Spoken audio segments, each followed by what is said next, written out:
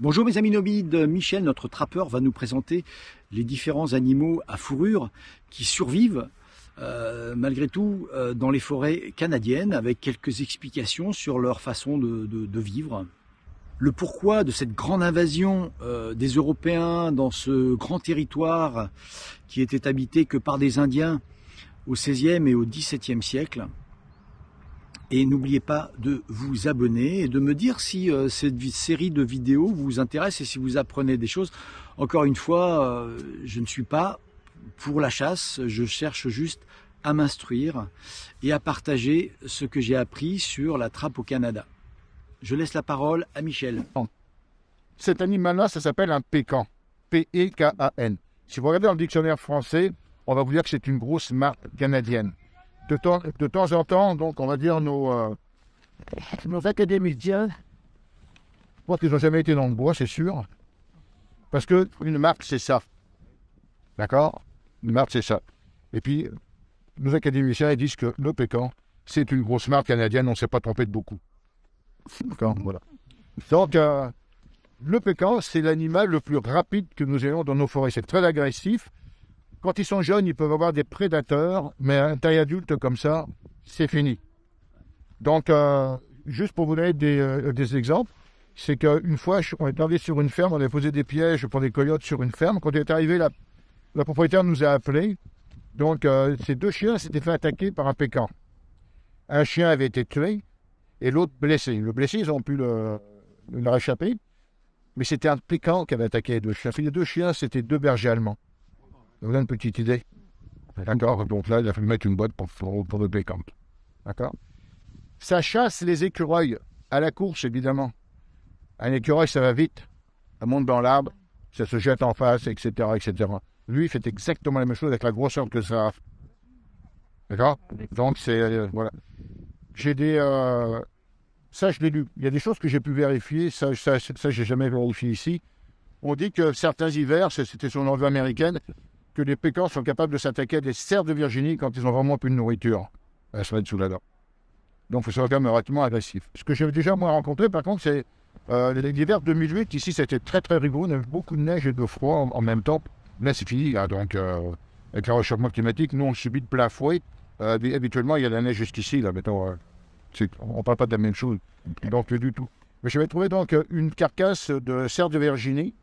Donc, certainement qui était mort de froid, tout simplement. C'était un pécan qu'il avait trouvé, la carcasse. Et là, donc, il creusait à l'intérieur de la carcasse pour se nourrir. Et puis, il avait fait son terrier à côté. Et bien que lui, il était capable de défendre sa nourriture. Il y a juste, si c'était, mettons, des loups ou un lynx, ça aurait été plus difficile. Mais là, au moins, il a de la nourriture pour passer quelques semaines, là. Quelques mois. Donc, s'il garde sa carcasse, c'est merveilleux pour faire l'hiver, bref. Le but, c'est de trouver de la nourriture. Ici, l'hiver, c'est très difficile. Donc, à trouver de la nourriture. Voilà donc pour le pécan. En ce qui concerne la martre, donc vous l'avez en France. De temps en temps, je vais faire des petits parallèles avec la France. Et puis, donc, c'est encore assez recherché, mais la valeur était beaucoup plus importante qu'il y a quelques années en arrière. Avec les poils de queue de martre, on va les utiliser pour fabriquer des pinceaux pour les artistes peintres. Donc, j'ai déjà posé la question aux artistes peintres, pourquoi est-ce qu'ils étaient intéressés pour avoir des pinceaux, donc avec des poils de martre? La réponse est, ça charge mieux la peinture. Il faut que c'est une propriété, hein, donc on m'a dit que ça charge mieux la peinture. Donc, en général, les artistes peintres ont tous des pinceaux en poils de queue de martre. Donc, ces animaux-là, donc principalement, donc ça va se nourrir d'un petit peu tout, mais le pécan surtout de lièvre. D'accord, le lièvre, des fois, il a du mal à remonter parce que tout le monde court après le lièvre, même nous. Donc, pour les populations, c'est difficile. En ce qui concerne donc toutes les espèces, donc on va avoir des polygames et des monogames. Qu'est-ce que ça veut dire? Ça veut dire que maintenant, les monogames, donc le mâle va participer à l'élevage des jeunes. Donc, il reste avec la femelle et puis donc, il va aider donc, à élever donc, la progéniture. Donc, ce qui concerne donc les polygames, donc à ce moment-là, donc la femelle va se faire accoupler et puis après donc on se sépare. Une femelle raton laveur, elle peut se faire couvrir par plusieurs mâles. Mais évidemment, en général, c'est le premier qui sera le père. Mais chez les ratons laveurs, il y a encore une autre particularité, c'est que ces animaux-là donc, sont cannibales envers les jeunes. Un mâle, s'il trouve les jeunes, il les tue et il les mange. Chez les ours, c'est exactement la même chose. D'accord? Oui, je connais un petit peu la particularité. Donc ça, ici, c'est une loutre de rivière. Donc, il existe la loutre de mer. Donc, ici, la loutre n'est pas protégée. En France, elle l'est. Donc, ça mange principalement donc, du salmonidé, donc de la truite, du poisson, des écrevisses, des clames d'eau douce. Donc, ça aussi, c'est très intéressant parce que donc, elle va ramasser au fond de l'eau donc, des espèces de moules d'eau douce. Elle remonte, elle prend un caillou et puis elle casse pour pouvoir manger. En ce qui concerne la qualité des fourrures, donc sur une échelle de 100, on a le pécan et la loutre. Eux, ils sont à 100. La fourrure qu'ils ont le plus dans le monde, c'est le vison. Le vison est à 90. Une excellente fourrure, le vison, mais il y en a deux qui sont au-dessus. Donc, ça va être le pécan et la loutre. La loutre, donc, n'accepte vraiment pas la pollution. Et puis, c'est d'autant plus étrange, c'est que si, mettons, il y a un lac et elles vont séjourner là, il y a du poisson, donc elles vont séjourner donc, quelques jours, des fois quelques semaines. Mais le temps qu'elles vont être ici, elles vont déterminer un endroit pour les toilettes. Elles vont sortir de l'eau. Cet animal-là ne fera aucune toilette dans l'eau. Il faut qu'il sorte de l'eau. Donc, c'est un endroit qu'ils vont déterminer. Et tout le temps qu'ils vont rester dans le secteur, donc c'est ici, quand ils ont envie, c'est ici que ça va se passer. Nulle part ailleurs. Donc, des fois, je me promène, ou on se promène, et puis on va tomber sur les toilettes. On ne les a pas vues, les loutres. On ne sait pas s'il y en a ou s'il n'y en a pas. Mais si vous tombez sur les toilettes, là, vous savez qu'il y a de la loutre dans le fond. Donc, c'est comme ça que ça fonctionne pour cet animal-là. C'est très, très joueur.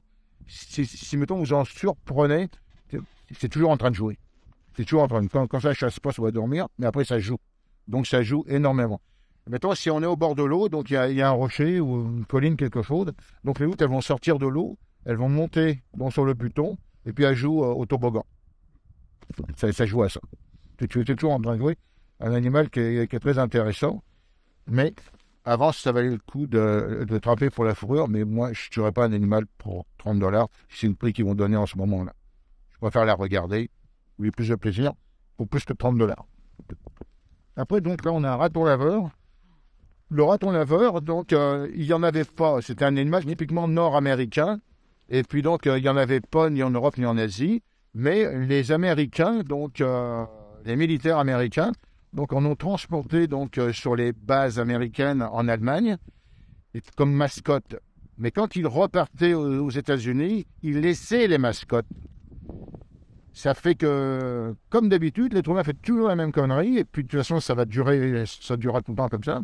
C'est que ces animaux-là ont des prédateurs naturels.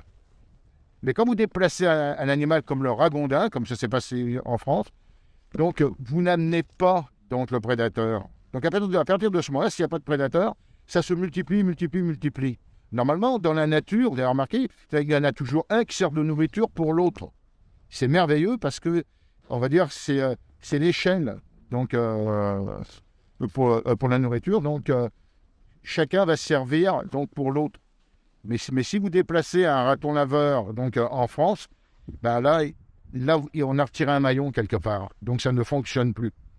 Ces ratons laveurs qui étaient en Allemagne donc, se sont reproduits énormément. Je pense qu'il y a 3 ans en arrière, les Allemands en avaient capturé plus de 100 000. Évidemment, ça franchit les frontières. Et là, on peut dire qu'aujourd'hui, on va dire au moins dans 75% des départements français, on a maintenant du raton laveur. Donc, si vous êtes abonné aux piégeurs, les journaux de piégeurs, ben, à chaque fois qu'il y en a un qui se fait capturer dans un département où il n'y en a pas, ben, donc on le signale tout de suite. Là. Donc, la particularité en France, c'est qu'on peut piéger des animaux qui sont classés nuisibles dans chaque département. Si maintenant, je donne toujours comme exemple, si mettons dans la Drôme, vous ne pouvez pas piéger le renard, mais dans l'Ardèche, vous pouvez. Donc c'est collé, mais tout simplement parce que en Ardèche, donc le préfet a donné l'autorisation, donc que le renard soit un animal nuisible, classé comme nuisible, donc on peut le protéger. Les dragons, on ne pourra pas le faire. Ce que j'en aussi tout le temps, parce que c'est la chose que j'en oublie, c'est qu'en ce moment au Québec, on est à peu près 6000 piégeurs. Mais ça ne veut pas dire grand-chose, il y en a qui attrapent 500 castors à l'année, puis il y en a d'autres 2, puis des fois 0. Donc ça ne veut pas dire grand-chose, mais il y en a encore 6000 à prendre un permis. En France, vous êtes 23 000. Donc c'est surtout les associations de chasse qui gèrent la situation donc avec les piégeurs. Mais là, encore une fois, en France, on court après les animaux, on va classer nuisibles uniquement. On ne peut pas commercialiser la fourrure, c'est interdit. D'accord? Ici, c'est pas tout à fait la même chose. Donc lui, c'est un polygame, ça mange n'importe quoi, c'est omnivore, c'est intelligent. Moi, j'en avais ramené 3 en France quand on pouvait le faire. À une certaine époque, on pouvait capturer des animaux sauvages et les avoir à la maison.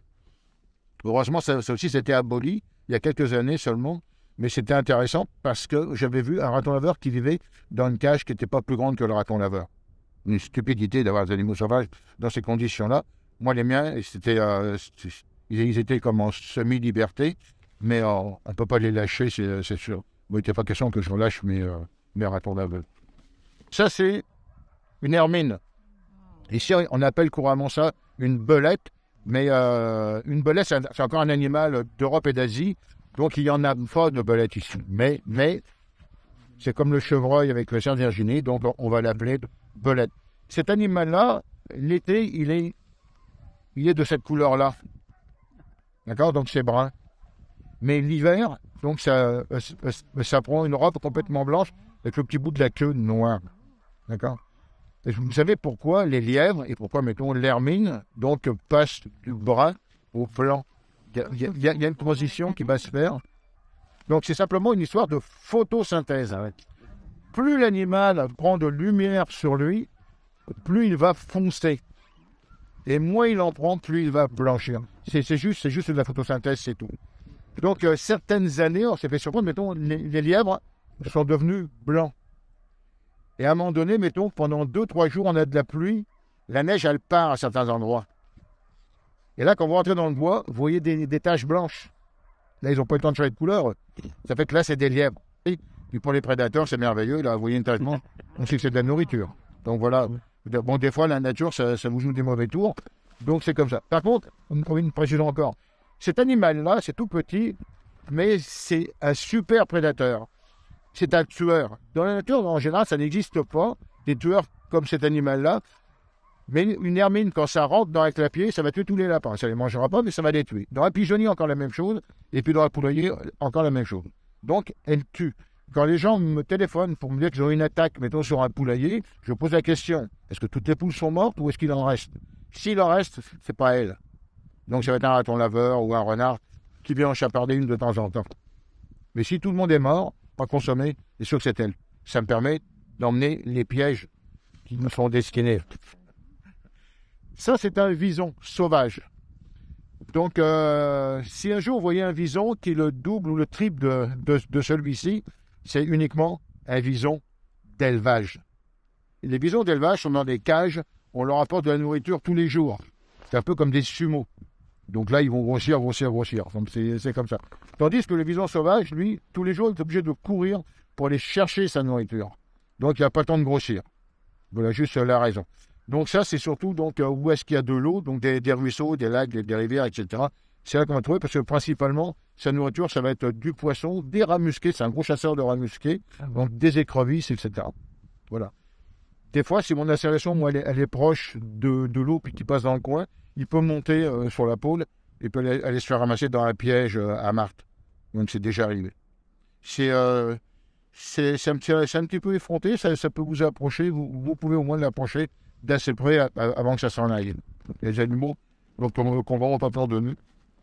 Après, donc, celui-ci, vous l'avez en France, c'est ni plus ni moins que du rat musqué, mais c'est une très très bonne fourrure. Donc, nos policiers et nos militaires donc, ont des chapeaux en fourrure pour l'hiver. Nos policiers, je sais jamais trop. Nos policiers, mettons, ils ont du raton, et puis les militaires ont du castor ou inversement, d'accord? Mais au moins, les policiers et les militaires donc, ont des chapeaux de fourrure. Donc, comme la garde en Angleterre pour les chapeaux noirs, bah, c'est de l'ours. Donc, là, de temps en temps, ça leur prend donc, des ours pour renouveler, et c'est gros chapeaux. Donc, il y en a aussi ici au Canada, on fait partie du Commonwealth. Donc, on a la même chose. Moi, c'est du raton laveur. Je ne le mets pas pour vous, hein, je le mets parce que je mets tout le temps ça. Chez moi, j'en ai 4. D'accord? Mais pour trapper, c'est ça. Faire la motoneige, c'est ça. Ici, l'obligation, c'est de porter un casque. Mais quand je suis sur mon territoire de 58 km², c'est juste ça. Plus à l'aise avec ça. Puis avec ça, vous ne gelez pas. Là. Donc si je le retire, vous mettez la main dedans. On pourrait mettre un œuf. D'accord? À des bouchons dans quelques jours. On va passer à la moufette. Bon, donc la moufette, vous la trouvez dans les films de Blanche-Neige. Vous savez, ces petites bestioles qui sont bien sympathiques, avec la queue en panache, etc. Ça, c'est une hantise ici pour les Québécois. Cet animal-là, moi, je le capture vivant, puis je le relâche. Donc, je les manipule. Mais pour un Québécois, il n'est pas question de jouer avec ça. Là. Et, pour se défendre, donc ça court pas vite. Et quand il y a un prédateur, quand il y a vraiment un danger imminent, à ce moment-là, hop, il lève la queue. Derrière, il y a 2 petits robinets. Et puis, ça vous envoie un jet d'environ 3 mètres. Donc, si ça vous atteint, de toute façon, le but, c'est de vous atteindre les yeux. Si vous avez des particules dans les yeux, ça va vous rendre aveugle pendant quelques minutes. Et à ce moment-là, il va s'en aller. La moufette, elle s'en va. Puis, de toute façon, quand vous retrouvez la vue, vous n'avez plus envie de courir après. De toute façon, il faut vous l'oublier. D'accord? Si vous écrasez une moufette, parce que c'est surtout la nuit, comme c'est noir et blanc, vous ne les voyez pas sur la route, c'est juste souvent. Si vous êtes en plein jour, il y a une qui traverse, vous allez tout faire pour ne pas passer dessus. Mais de nuit, donc, on peut malheureusement les écraser. Si vous avez écrasé la poche et que ça agite sous la voiture, si vous avez un rendez-vous chez le garagiste, annulez. La voiture ne rentrera pas dans le garage, ça c'est sûr. Ça sent la moufette. J'ai de l'odeur, là. Je peux vous faire essayer. Ouais. Donc, bien souvent, quand j'en parle, les gens me demandent à quoi ça ressemble. Ça ressemble à rien de ce que vous connaissez. C'est une mauvaise odeur, mais vous ne la connaissez pas, celle-là. Donc, ici, c'est le nounours. Donc, des ours, il y en a ici. Hein, là, toutes ces bestioles-là, donc, elles sont présentes. Là. Donc, les ours. Donc, ici, c'est un ours noir. Donc, ici, juste au Québec, on a les polaires qui sont au nord. Et puis, sinon c'est l'ours brun, donc l'ours noir. Dans l'ouest canadien, on peut avoir d'autres espèces, comme le grizzly, et puis peut-être le baribal, et puis peut-être le Kodiak. Donc, on peut avoir encore quelques espèces. Mais là, c'est des braques, c'est beaucoup plus méchant, on va dire, que les ours qu'on a ici. Là. Ici, vous pouvez vous promener. Vous avez plus de chances de gagner au loto que de faire attaquer par un ours. D'accord? Puis des ours, il y en a, mais c'est comme ça. Là. Donc, ça, c'est un animal qui est omnivore. Donc, c'est la même chose. Donc, c'est polygame. Donc, le mâle ne participe pas du tout donc, à l'élevage des jeunes. Par contre, le mâle, s'il voit des jeunes, il va essayer d'en chaparder un à la femelle pour le tuer et puis pour le manger. Donc, c'est comme ça que ça se passe. Donc, dans les légendes, c'est pourquoi il y a des espèces qui font ça. Alors, hier, on m'a dit ça, j'avais déjà entendu, de toute façon. C'est, oui, mais c'est pour se reproduire. C'est complètement faux. Les ratons laveurs, quand les bébés naissent, c'est aux alentours donc, du mois de mai. Donc, si le mâle tue les jeunes et les mange, c'est sûr qu'il ne se reproduira pas. Parce que les amours chez les ratons laveurs, ça dure février-mars. Stop pour l'année après. On se mélange à chair, on va attendre l'année d'après. C'est comme ça qu'il fonctionne. D'accord? Donc, ça n'a rien à voir donc, avec la reproduction, etc. Donc, c'est exactement la même chose. Donc, ici, si vous vous promenez puis qu'il y a une femelle avec des jeunes, donc elle vous entend arriver, hop, elle envoie les pieds dans les arbres, et puis elle va se tasser. Vous allez passer, donc elle revient, on appelle les jeunes viennent descendre, on c'est pas que ça se passe. Donc, tu les ours. C'est pas un animal vraiment agressif ici, mais par contre, on va passer avec un grizzly, évidemment. Hein. Parce que les grizzlies, eux, ils courent après les ours noirs. Un grizzly, c'est courir après un noir. Pour le tuer, pour le manger. Dans les cours, je demande toujours aux gens d'aller remettre les carcasses donc, où ils ont attrapé l'animal. Parce que la carcasse va servir de nourriture pour d'autres espèces. Ouais. Voilà pour la présentation des animaux à fourrure. Ils ne sont pas encore tous là, vous devez vous poser la question, mais où est le castor? Eh bien, nous allons parler du castor parce que Michel trouve cet animal assez extraordinaire et donc il fera le sujet d'une prochaine vidéo. À très bientôt. Ciao.